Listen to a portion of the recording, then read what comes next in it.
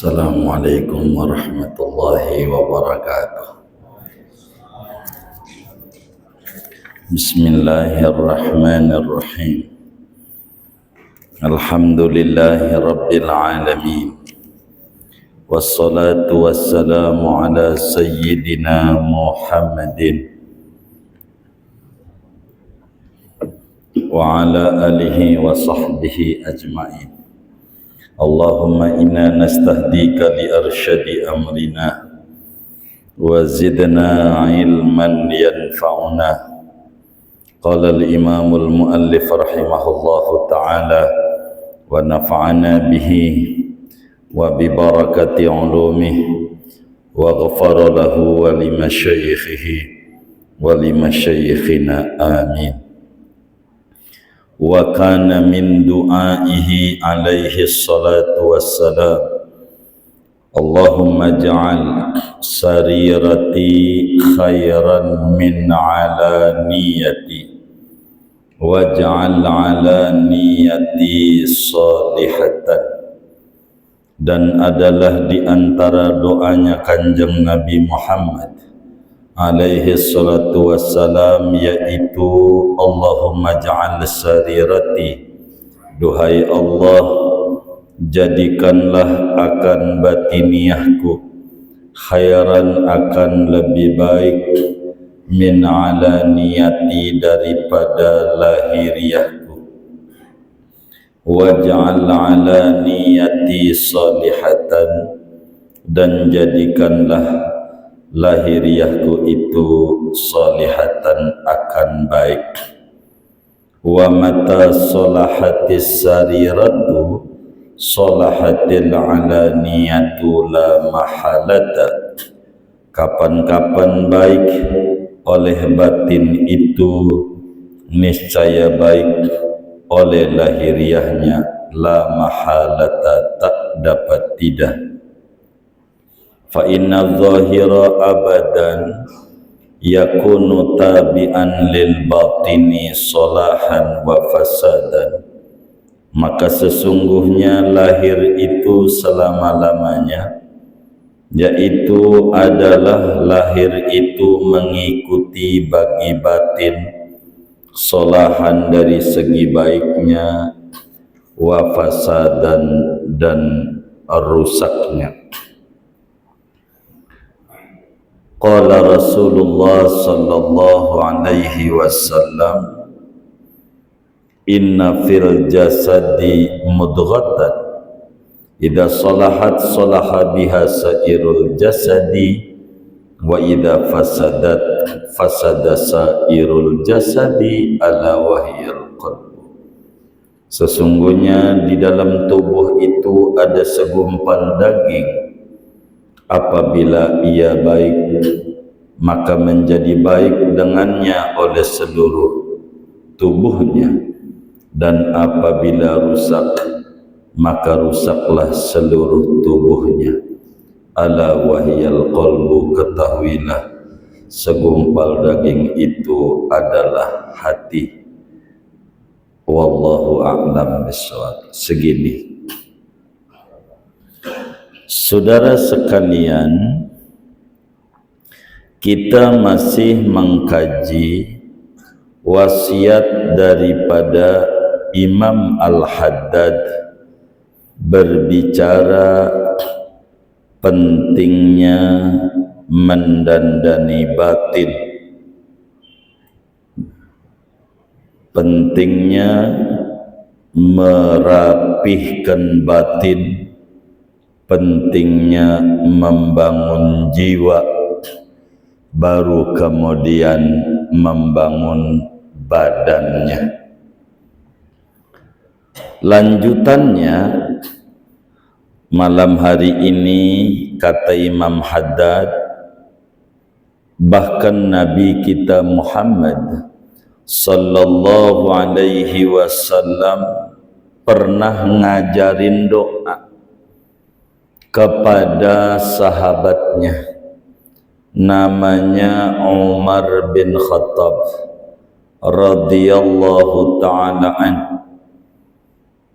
Sayyidina Umar adalah khalifah kedua, mula-mula orang yang bergelar Amirul Mukminin, rajanya orang mukmin. Karena sahabat kerepotan kalau manggilnya khalifati Rasulillah, penerus dari penerusnya Rasulullah, sehingga mereka pada menyebutnya Amirul Mukminin. Sayyidina Umar radhiyallahu anhu seperti di dalam hadis yang diriwayatkan oleh Imam At-Tirmidzi di dalam sunannya, kata beliau, ya Rasulullah, alimni du'aan ad'u bih.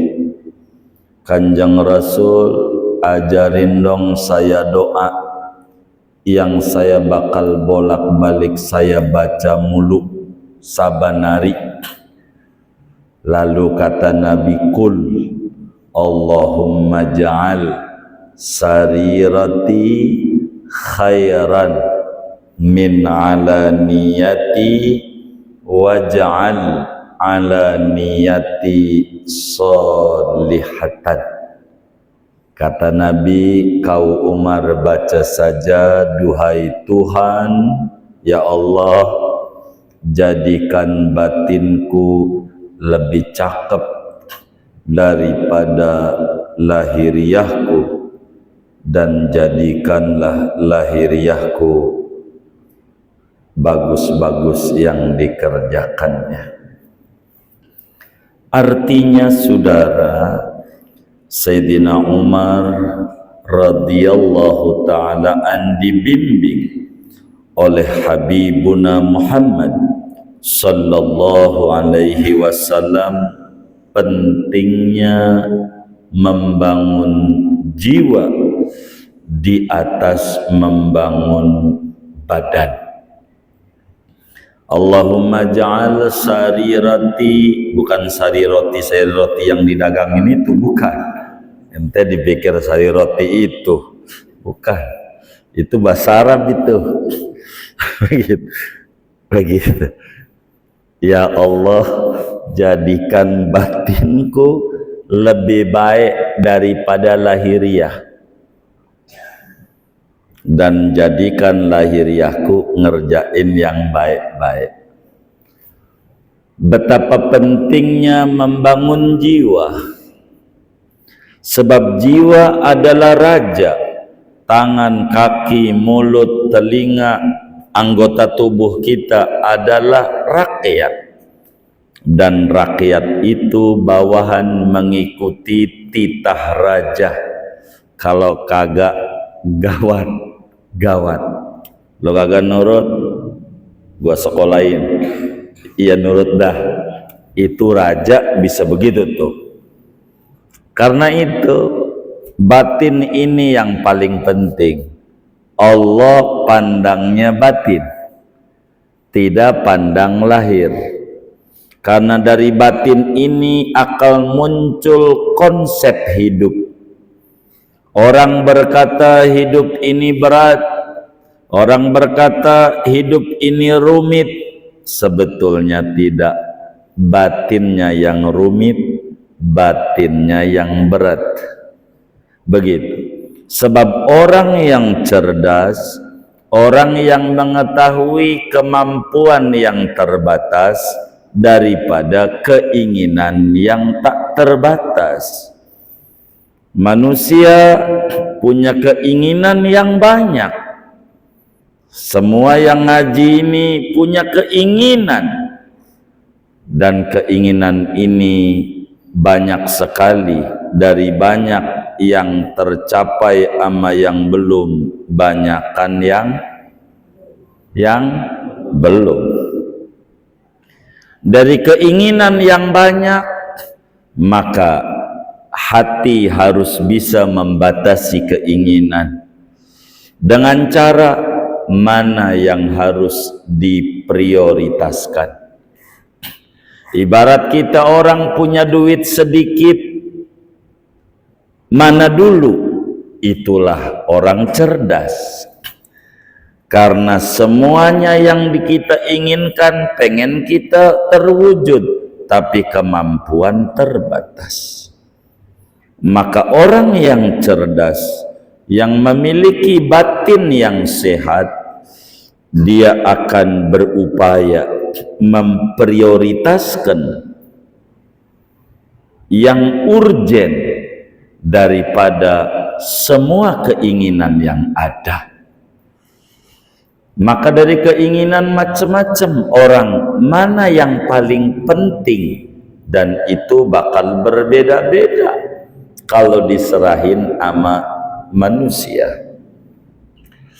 Ada orang yang berkata kekuasaan adalah penting, pastikan uang akan dikorbankan berapa aja, karena itu yang paling penting di mata dia. Kalau ada orang kesehatan paling penting, maka akan dikorbankan duit berapa aja demi supaya dia sehat. Ada orang yang punya pikiran uang yang penting, maka segala kemampuan yang ada, hatta kesehatan yang ada, dia korbankan demi uang. Maka yang penting ini mana? Dia harus mengerti tentang hidup. Bila mana orang memprioritaskan mana perintah, mana tuntutan, mana jaminan, bila dia tidak tahu, akan salah di dalam melangkah, dalam mengatur keinginan dari kemampuan yang ada. Sebagai gambaran, ada seorang bocah yang usia sekolah SD di Al-Falah, SD. Ini bocah ada dua langkah yang akan ditolak dan ada satu langkah yang akan diterima. Mestinya kalau dia sekolah, yang dituntut dia belajar, dan belajar.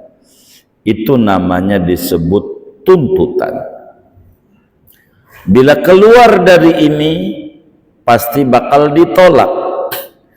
Dia tidak rajin di sekolah, banyaknya main-main, malas, bolos, dan seterusnya.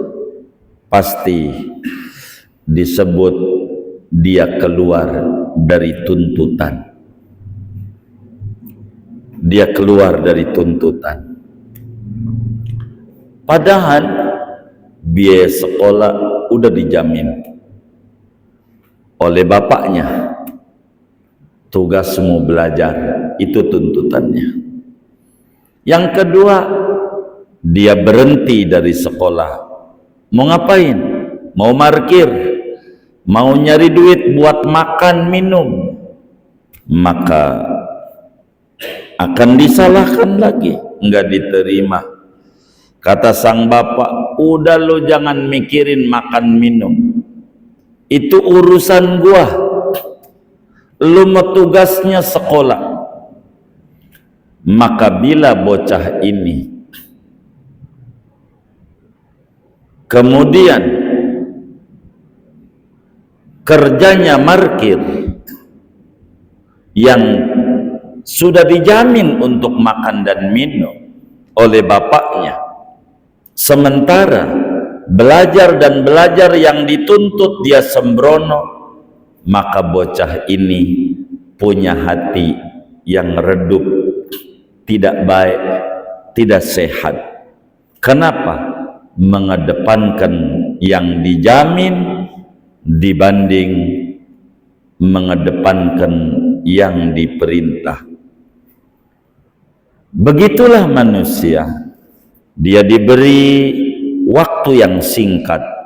Di dunia paling banter 60-70 tahun.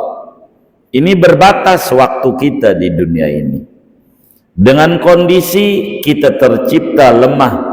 Wa khuliqal insanu dha'ifa.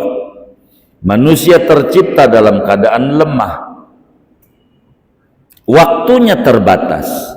Maka dari lemah dan waktu yang terbatas, dia harus memilah mana keinginan, mana kewajiban. Kalau dia mengedepankan keinginan, maka dia terjebak pada lifestyle, gaya hidup. Maka hidupnya bakal rumit, hidupnya bakal jadi beban, hidupnya bakal jadi stres. Kenapa? Mengedepankan keinginan tanpa melihat mana kebutuhan, mana yang diperintahkan. Ini namanya keliru, batinnya pupus. Orang yang batinnya bening, orang yang mengerti dari semua keinginan bagus untuk kita penuhi kalau ada. Kita pengen segalanya, tapi umur terbatas. Kita harus pilih mana perintah-perintah Allah yang wajib dulu, mana perintah yang sunat. Dia harus kelompok-kelompokkan agar supaya dia paham. Begitu, dia paham. Kalau bila dia paham ini, maka hidup akan menjadi tenang adanya. Allahumma ja'al sarirati khairan min alaniyati. Tuhan, jadikan batinku lebih baik dari lahiriahku. Batin yang lebih baik adalah manakala batin itu lebih mengedepankan kebutuhan dibanding keinginan. Bila kita punya gaji sekian, mana kebutuhan? Buat dirinya, mondar-mandir ke kantor, buat keluarganya, jalan-jalan, ini kebutuhan bukan? Udah jalan-jalannya, pengen ke air, Kalbar, Kali Baru, tahu nggak Kali Baru? Udah situ aja, sama air juga, sama, udah sama, begitu mainnya, air Petra. Begitu. Kenapa? Kemampuan kita sekian, maka kita harus mengerti kemampuan. Begitu. Jangan kita mengedepankan keinginan, stres. Begitu. Tetangga kita kebeli Alphard, lah dia mau pengusaha, emang jualan, sampai bukan saja orang yang dijual, jin dijual juga sama dia, dagang jin, merek Lea, merek Levis, bener nggak? Lah kita dagang kagak pengen kayak dia. Ini pengen boleh sebagai bentuk syahwat dia, tapi juga harus tahu mana kebutuhan yang harus diprioritaskan. Bersekolah, udah bersekolah aja. Udah, sekarang dikasih kemudahan nama Allah, modal aplikasi, naik mobil apa juga bisa, yang penting punya aplikasi. Grab car, bener nggak? Begitu. Kita ditanya sama temannya, naik apa? Mobil lah, nyupir sendiri lah, kagak, gua disopirin, udah keren, yoi, padahal grab, nggak apa-apa, bisa aja kalau mau nyohor, bener nggak? Jangan awet puyeng. Jadi kalau ditanya, disopirin, iya gua disopirin, mobilnya asuransi. Kemungkinan saya asuransi kayaknya, tapi saya nggak begitu ngurusin. Begitu. Emang mobilnya apa? Busway. Iya, pokoknya begitu kalau ditanya asuransi. Jadi kalau mau nyombong bisa aja, tapi kita harus mengukur kemampuan dan keinginan. Apa saja boleh kita punya keinginan, anak kita mau didudukin jadi apa kek, tapi ukur dulu kemampuannya. Kalau kagak repot, bakal acak-acakan. Apa aja? Karena segalanya berangkat dari hati. Maka sehingga hati yang bening akan paham mana kebutuhan, mana keinginan. Dari keinginan ini masuknya prioritas apa bukan? Primer apa sekunder? Kita harus tahu. Kalau tidak tahu itu, pastikan beban hidup kita makin hari makin stres, makin bingung karena kita tidak paham kebutuhan dan keinginan. Dari kebutuhan dan keinginan ini adanya kuncinya di hati. Orang berkata di dalam ilmu fisika disebutkan tentang benda itu berbanding lurus tekanannya dengan gayanya. Bila benda itu gayanya tinggi, maka tekanan satu benda pun juga tinggi. Antara bola sepak dan bola kasti akan berbeda karena tergantung daripada gaya yang ada.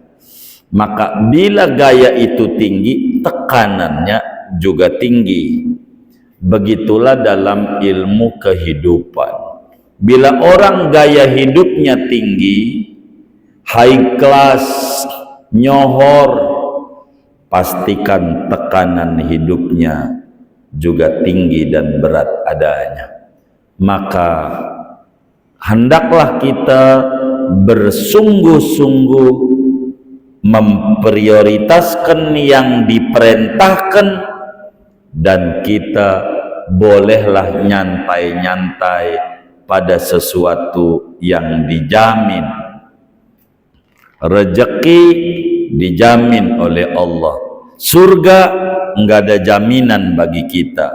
Maka mana yang dituntut untuk kita bisa meraih surga, mana perintah Allah, ini harus dikedepankan oleh kita, dibanding kita harus pala jadi kaki, kaki jadi pala, mengejar sesuatu yang sudah dijamin adanya.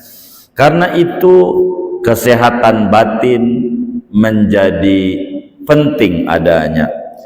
Sayyidina Umar bin Khattab sesudah membaca doa ini diwirid oleh beliau, Allahumma ja'al sarirati khairan min alaniyati waj'al alaniyati solihatan. Maka wiridan berikutnya Sayyidina Umar pada akhirnya, ya Rab, jadikan matiku adalah mati syahid, dan aku pengen mati syahidnya di buminya Nabi Muhammad. Dan ini selalu yang terngiang-ngiang oleh Sayyidina Umar. Saya pengen mati saya mati syahid, tapi mati syahidnya saya nggak pengen jauh di buminya Nabi Muhammad di Madinah. Sampai para sahabat bertanya, bagaimana mungkin mati syahid di Madinah?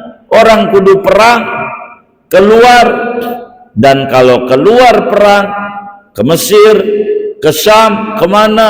Itu bukan di Madinah. Sementara kau ini impiannya mati syahid, dan mati syahidnya di Madinah. Kata Sayyidina Umar, ini adalah keinginan. Biarkan Allah Subhanahu wa ta'ala yang menentukan dari keinginan ini. Pada akhirnya Sayyidina Umar wafat saat mau sholat subuh, ditusuk oleh Abu Lu'lu'ah 17 tusukan di masjidnya Nabi Muhammad mau sholat subuh. Matilah dengan mati syahid, dan di buminya Rasulullah, bahkan di masjidnya Rasulullah matinya. Karena itu batiniah yang baik harus kita pengenin, dandani batin, sebab batin ini tempat turunnya rahmat Allah, tempat turunnya kebahagiaan. Tidak ada kebahagiaan ditaruh di lahir, enggak ada, semu. Tapi kebahagiaan itu ditaruh di batin.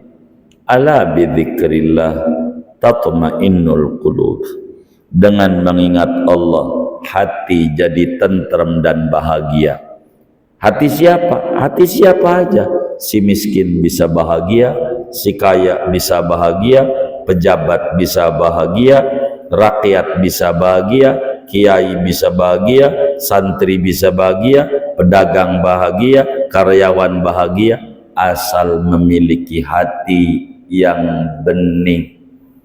Dan inilah yang dibolak-balik oleh Sayyidina Umar bin Khattab, Allahumma ja'al sarirati khairan min alaniyati. Tuhan, jadikan batinku lebih baik daripada lahiriahku. Dan Tuhan, jadikan lahiriahku kerjaannya yang baik-baik. Betapa ada hubungan antara pikiran dan perbuatan serta tindakan anggota tubuh. Kata Imam Haddad lanjutannya, wa mata salahatis sarirah salahatil alaniyah la mahalata. Manakala batin seseorang itu bagus, pastikan lahiriahnya akan bagus. Karena rumusnya dari sana. Batin itu raja. Bila rajanya baik, maka rakyat bawahannya semuanya baik. Bila rajanya buas, maka bawahannya pun juga bakal buas dan bengis adanya. Batin begitu. Bila batin ini ada kecintaan kepada Allah, serius batinnya pengen deket sama Allah, maka badan diajak ngaji gampang, lidah diajak zikir, baca sholawat gampang, baca Quran gampang, tangan untuk berbagi gampang. Kenapa? Karena batin baik. Maka standar orang itu sehat bukan di badan, tapi sehat standarnya di jiwa. Bila jiwa itu sehat, walaupun badannya pakai tongkat, masjidnya tinggi, kudu naik tangga yang banyak, nyampe juga sebab batinnya sehat, bungkusnya yang nampak sakit. Walaupun badannya sehat, keker, batinnya sakit, alasan aja yang ada, masjidnya tinggi lah, masjidnya jauh lah, apa aja, karena yang sakit batin. Begitu orang kaya, udah kaya masih korupsi juga, sebetulnya belum kaya, miskin batinnya. Dohirnya meski punya mobil barerot banyak, begitu banyak, tetap aja kok korupsi, batinnya miskin. Ada orang kaya diminta bantuan maulid, mana dalilnya? Jangan nomelin, dia miskin tapi rumahnya banyak, kontrakannya banyak, miskin. Karena batinnya yang miskin, sulit tangan untuk mengeluarkan. Ada orang miskin mau, sebetulnya dia kaya, lapisannya kurang berpunya. Karena patokan miskin kaya bukan di zahir, tapi di batin.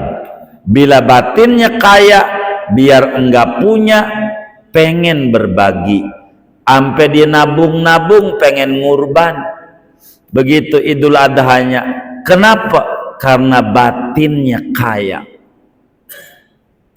Tapi yang batinnya miskin, istiqomah tiap Idul Adha, belinya areng sama tusukan, itu mulu. Sekali nambah kipas, ya Allah, masih itu lagi. Begitu. Ini namanya mah susah, padahal usahanya banyak. Begitu. Kenapa? Batin. Maka bila batin itu baik, lahiriahnya mesti baik. Enggak bisa enggak.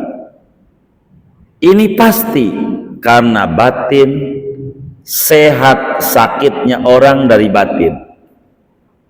Kalau batinnya sakit, memandang emping asam urat batinnya, memandang kopi asam lambung, memandang duren darah tinggi, memandang sate kambing darah tinggi, sop iga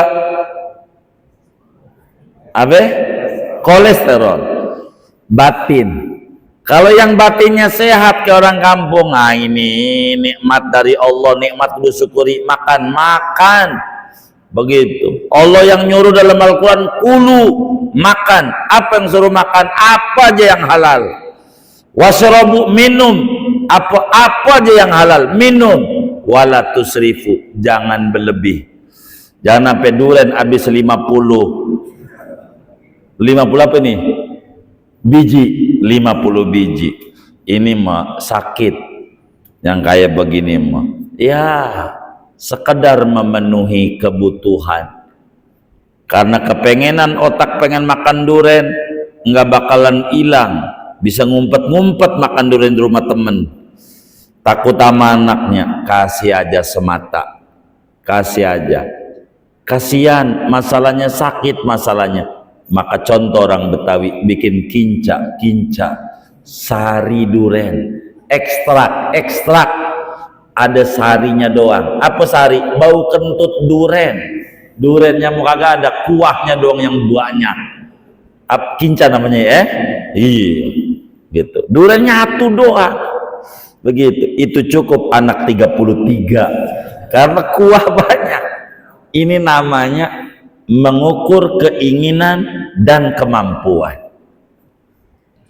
Kalau untuk anak 33 duit kagak ada, satu beli bin kinca. Begitu. Ini juga nikmat. Kasih ketan. Kenapa? Ketan itu yang bikin dia begah. Begitu. Ketan itu biar kata dikit kenyang. Enggak terus udah kenyangnya tuh. Padahal duren itu kinca masih lebih juga kasih tetangganya akhirnya. Kalau tetangganya nyium juga kulit duren, bagi juga. Biar kata sepiring orang dulu berkah. Kok nggak jadi penyakit? As-shadaqatu tadfa'ul bala. Dia berbagi sama tetangganya itu nolak penyakit. Begitu. Kalau kita mah kagak. Kalau lagi susah aja dongeng-dongeng, makan aja enak di restoran, diem aja. Timbang fotonya doang di share di grup. Mana orangnya ngaji juga lagi nih. Begitu. Share aja makan istana ikan laut. Ikan laut. Apa itu? Yang onon. Iya, yang kebenjol gitu. Nelayan. Oh iya begitu. Nelayan. Iya begitu. Begitu. Bandar Jakarta. Di Jakarta Utara. Begitu. Fotonya doang dikirim aja. Fotonya. Begitu. Kata temennya, dah. Piring kosong aja. Di-share. Begitu. Kata temennya. Jadi batin ini yang harus kita sehatkan. Kalau batin sakit susah. Bila batin orang itu baik, maka lahiriahnya pasti baik. Pasti baik. Ada orang rajin ibadah, batinnya bagus. Ya bagus, nggak mungkin kalau batinnya nggak bagus. Dia ibadahnya getol. Begitu. Sebab apa? Sebab lahiriah itu makmum bagi batin, baik maupun buruknya. Kalau lahiriahnya ini, batinnya ada suara dangdutan, deket kayaknya, pada 5 kilo, deket, nyampe juga. Kenapa kakinya nyampe? Batinnya nyampe. Batinnya. Ada anak muda, kata ibunya, tong anterin nih, habis haulan, kasih tuh di encang lu tuh. Di mana? Bintaro. Ya Allahnya, ini malam Jumat, lewat tanah kusir, kuburannya, pikirin aja namanya, ngerinya banyak pocong. Tuh, ada aja alasannya. Begitu. Kalau disuruh kebaikan, batinnya nolak. Maka alasannya malam Jumat Kliwon lah, banyak pocong lah. Tapi ketika ceweknya nelpon, ngapel di mana? Tanah Kusir. Siap, Tanah Kusir, kuburannya buat ngapel. Bukan lewat doang, mau didudukin. Kenapa tuh? Batinnya ngajak. Jadi sehat buruknya orang tergantung batin. Fa inna zahir abadan yakunu tabi'an lil batin solahan wa fasadan. Zahir itu akan mengikuti batin, baik maupun buruknya. Bila batin itu baik, maka lahiriahnya mesti baik. Begitu. Karena kelihatan kalau lahiriahnya aja susah, batinnya bermasalah. Enggak bisa enggak. Itu rumus hidup. Rumus hidup. Maka kenapa orang Sabtu Minggu datang ke puncak, Sabtu Minggu ke puncak padahal jauh? Begitu. Padahal musolanya samping rumahnya enggak nyampe-nyampe, jauh. Ini urusan batin. Batin. Bila batin itu dekat dengan tempat makanan, maka makanan di mana aja tahu. Begitu, makanan di mana aja tuh ada tuh. Restoran itu ada kampung kecil Senayan, kampung kecil. Begitu, tahu aja. Lewat lagi Pinang, itu ada Pok Minun di Pinang. Dia tahu aja dia. Begitu. Sampai lewat Cipondoh ada Jikokom. Dia tahu aja. Tapi majelis ilmu samping rumahnya orang tahu. Begitu. Ini urusan daripada batin. Karena itu kata Imam Haddad, fa inna zahir abadan yakunu tabi'an lil batin solahan wa fasadan. Lahiriah itu mengikuti bagi batinnya. Itu udah begitu. Jadi walaupun gua sih nggak ada sama semua orang baik, gua nggak ada jegal, nggak ada ngalangin orang, nggak ada mulutnya. Tapi dohirnya begitu, itu batinnya begitu. Nggak ada.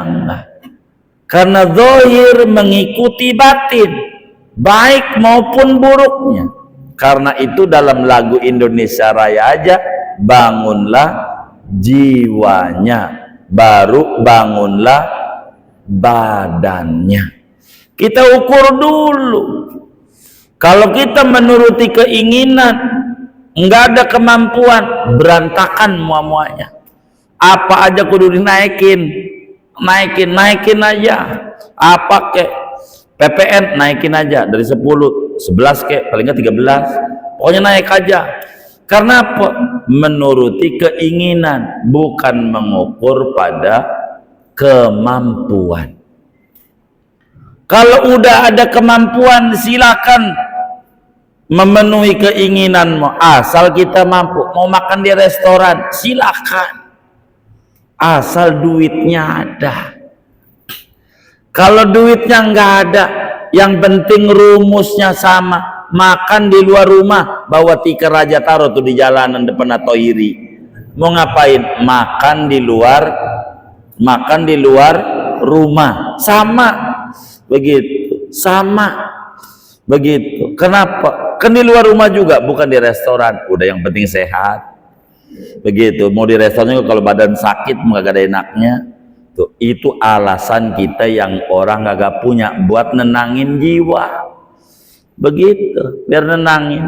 Hiburan sih, air petra, begitu aja. Sama di situ juga, aman juga, foto indah juga. Begitu, semuanya jadi aja. Apa aja mengikuti batin. Jadi lahiriah akan mengikuti batin. Bila batin kita cinta sama Nabi Muhammad, maka mulut pengennya baca sholawat. Itu udah pasti. Kalau batinnya sama Nabi kurang, maka mulut berat, baca sholawatnya berat. Begitu. Saya demen baca sholawat, baca yasin demen. Kalau ada tahlilan, apalagi malam ketiga, itu sih karena besek, bukan karena mau baca Quran. Karena apa? Besek ya namanya ya? Iya besek. Sembako. Bukan begitu. Karena batin itu mengikuti lahir. Begitu. Lahir malam keempat, nggak ada besek, nggak datang dah, nggak datang. Begitu. Ada yang kayak begitu tuh? Nggak ada, alhamdulillah. Jadi segalanya mengikuti batin. Makanya nggak heran kenapa para habaib itu diem aja sama orang-orang yang mencela nasabnya. Ya, dia mau ngapain? Kalau udah batin itu rusak, apa aja salah. Begitu. Mau gua apa kayak salah ya. Begitu. Ame salim lah, jangan salim sama yang kayak begitu. Ampe wiridan Rasulullah ratib. Kagak bener gak usah baca. Ini repot yang kayak begini, udah biarin aja. Ntar juga ada diemnya. Begitu. Makanya nggak banyak teriak-teriak. Habaib itu diem aja. Sebodoh aja. Kayak begitu. Karena itu batin ini yang paling pokok. Kalau batin isinya ujaran kebencian, maka mulutnya apa aja yang keluar adalah kebencian. Kalau batinnya isinya kasih sayang, maka yang keluar dari mulutnya juga kasih sayang. Kenapa? Mata solahatis sarirah solahatil alaniyah la mahalata fa inna zahir abadan yakunu tabi'an lil batin solahan wa fasadan. Maka zahir itu akan mengikuti batin, baik maupun buruknya. Barang aja begitu. Bahasa kampungnya, di mana ada barang, di situ ada harga. Begitu ya? Gimana? Di mana ada harga, ada kualitas. Atau gimana? Bahasanya, di mana ada kualitas, ada harga. Begitu ya? Kualitas itu ngomongin komposisi batin. Komposisi batin. Ini mahal amat. Enggak, emang barangnya lain. Bermerek. Maka surga murah apa mahal? Iya mahal. Makanya para sahabat kudu sholat malam, kudu baca Quran, ada yang baca istighfar, ada yang baca sholawat banyak. Kenapa? Karena barang ini mahal. Maka enggak bisa dengan sembarangan doang dia ibadah. Maka berjibakulah mereka padahal ibadah. Lanjutannya kata Imam Haddad, Rasulullah sallallahu alaihi wa alihi wasallam dalam hadis yang diriwayatkan oleh Imam Bukhari, dalam Sahih Bukharinya, Imam Muslim, dalam Sahih Muslimnya, dari sahabat Nabi Sayyidina Nu'man bin Bashir radhiyallahu taala an, kata Sayyidina Nu'man bin Bashir, qala Rasulullah sallallahu alaihi wasallam, inna fil jasadi mudghah. Perlu diketahui, di badan seorang anak manusia ada segumpal daging. Idza sholahat, bila daging ini bagus, sholaha biha sairul jasad, yang lain dipandang bagus. Wa idza fasadat, bila ini rusak, fasada sairul jasad, maka yang lain akan dipandang rusak. Ala wahyal qalbu, itulah namanya kolbu. Di dalam tubuh manusia ada kolbu, ada jantung, ada hati. Bila hati ini bagus, maka yang lain jadi bagus. Bila hati ini rusak, maka yang lain jadi rusak. Orang yang pamer, orang yang sombong, orang yang dengki, orang yang apalagi sum'ah, ini semuanya berangkat daripada batin yang rusak. Batin yang rusak. Batin itu dalam rumah. Akhlak-akhlak mulia namanya sofa, guci, kursi, apalagi cermin, apa aja aksesoris rumah. Tapi kalau rumah itu banyak kabang-kabang, banyak sampahnya, lalu dikasih sofa, tidak menarik, tidak menarik, tetap aja bakal bermasalah. Kenapa? Karena batinnya masih kotor. Maka cara ngisi sofa, bersihin dulu batinnya, mandi dulu baru pakai baju bagus. Maka dandani dulu batin itu supaya sehat. Bagaimana cara mendandani batin supaya sehat? Satu, dia harus rajin puasa. Cara mensehatkan batin, demen puasa. Terserah puasanya. Apa puasa Daud? Apa itu puasa Daud? Puasa sunat, paling tingginya puasa, yaitu sehari puasa, sehari enggak. Sehari puasa, sehari enggak. Itu namanya puasa Daud. Ini besok hari Minggu, hari Minggu 1 Ramadan, hari Minggu. Besok masih Sabtu, terakhir Sa'ban. Giliran apa kita? Giliran puasa. Karena Jumat enggak puasa, berarti Sabtu puasa. Kalau Sabtu puasa, Minggu Ramadan. Nanti Syawal tanggal 2 jangan puasa, karena terakhirnya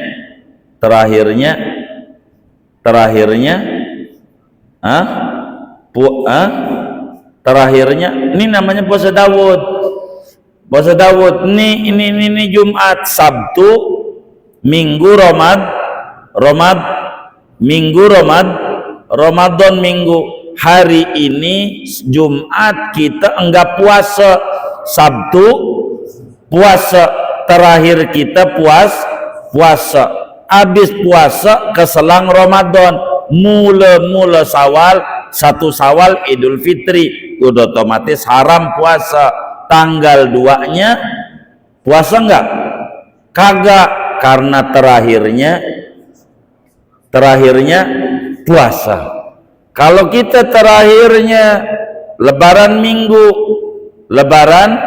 minggu, Jumat tadi puasa, besok Sabtu enggak puasa, Minggu puasa apa? Ramadan. Sabtu terakhir hari sebelum Ramadan kita enggak puasa, maka tanggal 2 Syawal puasa. Begitu terus ngukurnya. Dia enggak kenal Arafah. Hari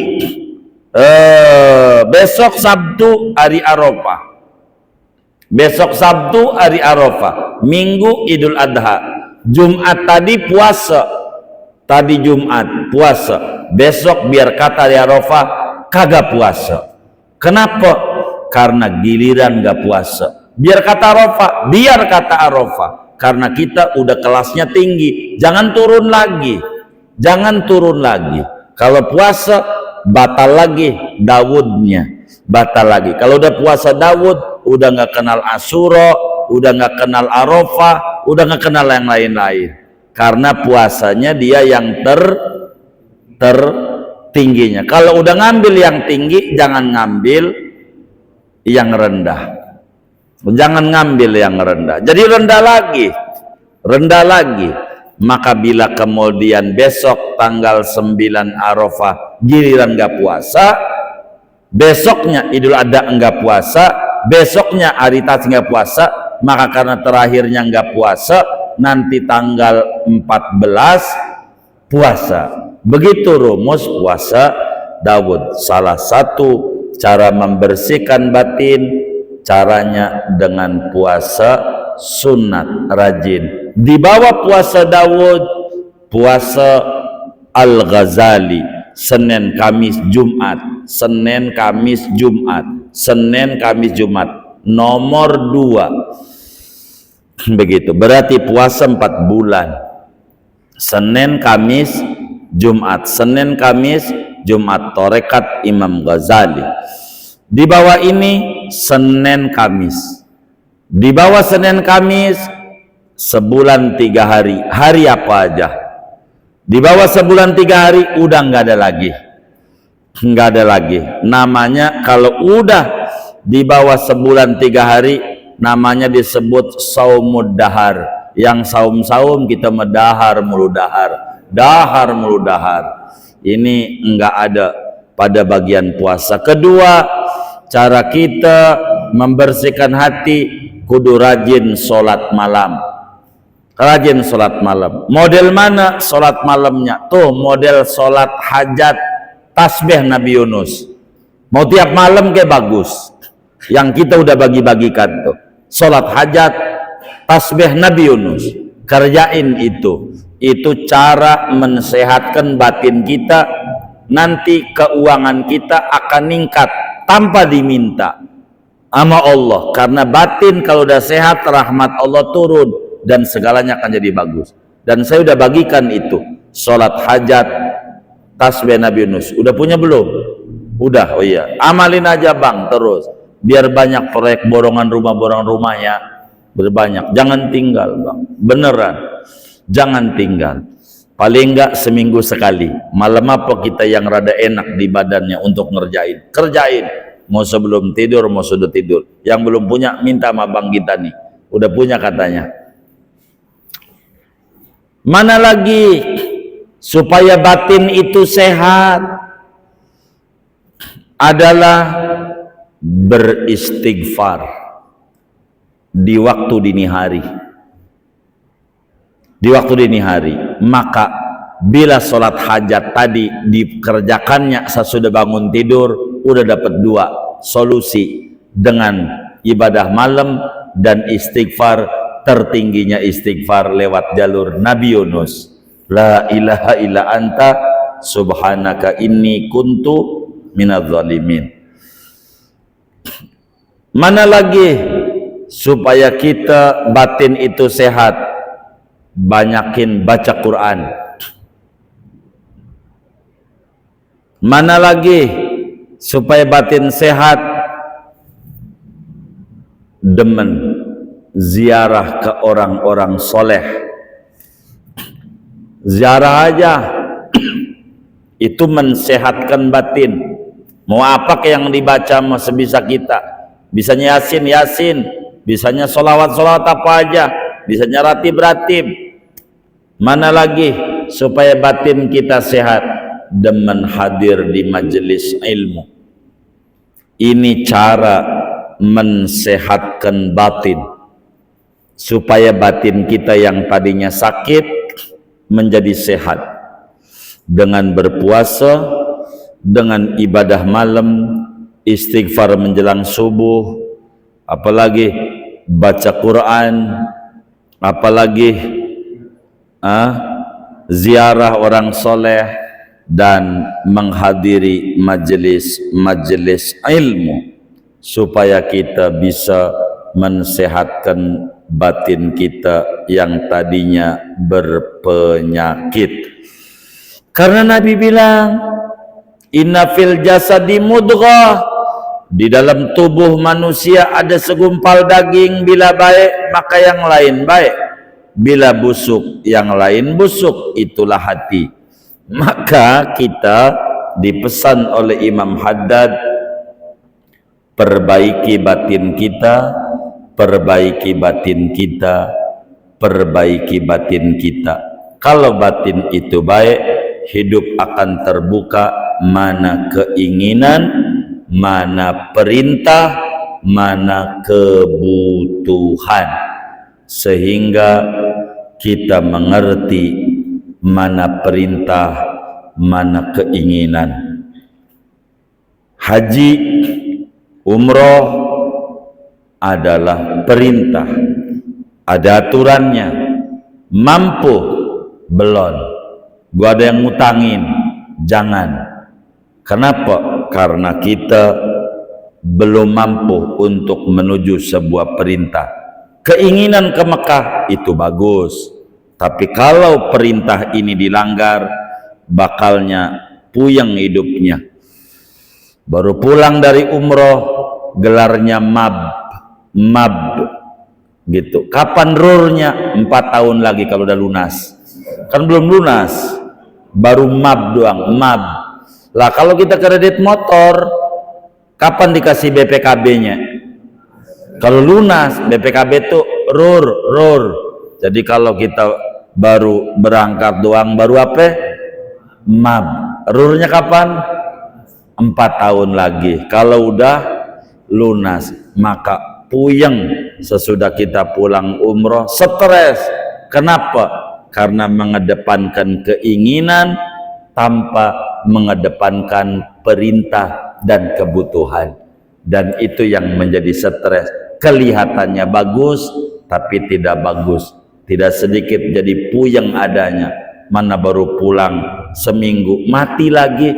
Ya udah ahli waris nanggung utangnya. Kata ahli waris, yang tahu Mekah siapa, gua yang jadi puyeng. Tuh, nyusahin orang. Jangan dikerjakan sesuatu yang bikin susah hidup kita. Batin ini perlu kita sehat, begitu. Batin kita perlu sehat. Batin kita perlu sehat. Maka sehatkan batin agar supaya kita bisa memanage hidup, mana keinginan, mana perintah, dan mana kebutuhan. Dari sana akan muncul. Karena itu Ibnu Athaillah dalam hikamnya, ijtihaduka fima duminalak wa taksiruka fima tuliba mink dalilun ala intimasil basirati minka. Anda sungguh-sungguh mengejar yang dijamin, tapi sembrono pada yang diperintah, pertanda batinnya bermasalah, batinnya cahayanya pupus, rusak. Orang yang batinnya bagus akan sungguh-sungguh pada yang diperintah dan akan biasa-biasa pada yang dijamin. Dan Tuhan perintahkan kita untuk ibadah, maka lihat mana ibadah yang kepada Allah, mana perintah pada keluarga, mana perintah pada anak-anak, mana perintah pada berbangsa, bernegara. Ini harus dirapihin. Maka saya berpesan juga, mumpung lagi kajiannya, jangan sampai kita golput aja gitu, habis yang kita usung gak bisa. Ini namanya batin bermasalah gitu. Enggak boleh begitu. Muslim wajib memilih. Kata kitab Zubad, wa wajibun linnasi imamun yansibu. Wajib bagi muslim memilih pemimpin. Kalau pilpres, pilkada, apalagi ya pil wali kota dan seterusnya, bupati, kita kudu milih. Jangan tidak milih. Yang mana? Yang paling semetet madorotnya menurut kita gitu. Jangan sampai enggak memilih. Salah kita. Kita muslim diperintahkan memilih. Gua kagak, enggak bisa. Jangan nuruti nafsu. Enggak benar batinnya memilih mana yang kita sukai, yang mana aja terserah. Begitu. Yang penting kita jangan golput. Kita kudu memilih di mana kita berada. Lingkungannya orang Jakarta, di Jakarta harus milih mana yang Anda suka. Orang di Jawa milih di Jawa, orang Kalimantan milih di Kalimantan. Karena kita tidak boleh keinginan yang tidak tercapai pada perintah jangan kita langgar sebagai muslim. Kenapa? Muslim wajib memilih pemimpin. Muslim wajib, meski negara memilih adalah hak. Boleh kita ambil, boleh kita tidak, tapi muslim tidak boleh kayak begitu. Sebab batin kita harus kita jaga. Tetap kita kudu memilih mana yang kita pandang baik. Itulah yang kita harus pilih dari yang ada. Tapi ini busuk semua. Enggak begitu. Lihat kacang pada hitam-hitam masih dipilih juga. Ini kayaknya hitamnya di kita nih, hitamnya, maka diambil juga. meski milih-milih. Kalau kacang tuh, kacang panah suka begitu tuh, ada yang hitam-hitam, pilih. Jangan kita tidak memilih karena itu menandakan batin kita bermasalah. Maka kita harus memahami mana perintah, mana jaminan, mana keinginan, mana kebutuhan, sehingga kita memahami supaya batin kita tidak tercemari pada hal-hal yang tidak baik adanya. Sebab sesungguhnya di dalam tubuh manusia ada segumpal daging yang bila baik, yang lainnya akan baik, bila busuk, yang lainnya akan busuk. Itulah qalbu. Rapihkan kalbu kita, fa insyaallah lahiriah kita akan menjadi sehat adanya. Pada malam hari ini, pada akhirnya kita minta kepada Allah, moga-moga dengan sebab ngaji kita berisalah muawanah dengan karomah pengarangnya Imam Al-Haddad, wali yang sangat agung, anak cucu daripada Al-Ba'alawi. Mudah-mudahan Allah Subhanahu wa taala berikan kita semuanya keberlimpahan kesehatan, sehat batin kita, sehat lahiriah kita, sehat perusahaan kita, sehat finansial kita, sehat kantong kita, sehat dompet kita, sehat keluarga kita, sehat anak keturunan kita, sehat negeri kita, sehat dohir, sehat batin, semua-muanya, sampailah Allah Subhanahu wa ta'ala menutup akhir hayat kita dalam keadaan husnul khotimah. Amin. Al-Fatihah.